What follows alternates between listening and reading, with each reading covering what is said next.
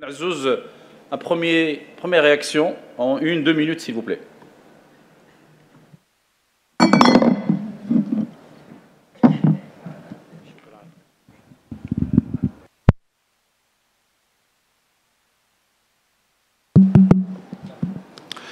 Shukran, c'est Fikret. Je remercie encore une fois les organisateurs de nous avoir permis justement ce débat. Et ce n'est qu'avec le débat qu'on peut évoluer et construire notre cher pays et aller de l'avant pour les projets et la mise en œuvre du nouveau modèle de développement du Maroc. Je remercie les deux intervenants de nous avoir brossé un tableau donc, sur ce qui a été fait en matière de logement et surtout la dématérialisation de l'approche qui est certainement très louable et qui va faciliter donc aux citoyens, lequel citoyen qui, à notre sens, devra toujours être, comme on l'a dit hier, au centre de nos préoccupations et à l'amont de notre réflexion, à travers ses besoins implicites et explicites, et à l'aval de nos réflexions, à savoir satisfaire ses besoins. Et je dis bien l'ensemble de ces besoins, y compris celles qui ne sont pas explicitement formulés. Alors par rapport au premier exposé, je trouve que l'approche est louable, comme je l'ai dit. Elle était tant attendue.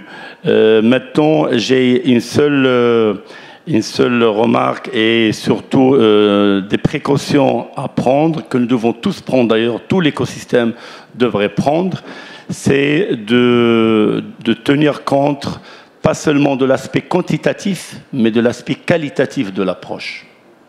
Et je m'explique, parce qu'on construit des logements pour conférer un caractère de bien-être pour le citoyen qui habite ce logement. Il ne s'agit pas de caser des citoyens, mais de les loger dans un cadre qui soit confortable, du moins celui avec lequel ils ont l'habitude d'opérer, à savoir ce sont surtout en zone montagneuse, comme on l'a vu d'ailleurs dans le deuxième exposé, ce sont des gens qui n'ont pas seulement besoin d'un abri pour dormir, mais aussi ils ont besoin d'espace pour leur bétail, pour leur petite culture, etc. Et donc ils ont un espace d'activité qu'il va falloir préserver, donc il va falloir en tenir compte.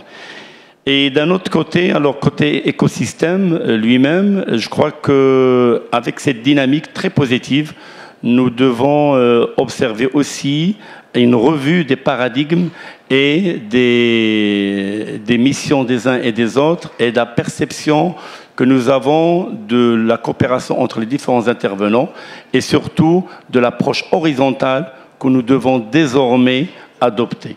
Parce que au-delà des nouveaux outils comme le BIM et autres, nous ne devons pas oublier que le BIM, ça concrétise déjà une approche horizontale. Donc, au préalable de tout outil, il va falloir avoir déjà cette approche horizontale et sans laquelle on ne pourrait pas avancer. Et donc, une revue de la manière de travailler et surtout des responsabilités des uns et des autres. Et il y a quand même eu des incidents qui nous incitent à faire cela. Maintenant, pour le deuxième exposé, rapidement. Pour le deuxième exposé, nous devons nous féliciter tous. Je l'avais dit d'ailleurs dans plusieurs réunions au ministère et à d'autres occasions, de la manière avec laquelle le Maroc s'est mobilisé. Et je l'ai dit hier aussi, le Maroc est un pays de mobilisation. On l'a démontré aussi bien pour la pandémie Covid que pour le séisme de Haouz.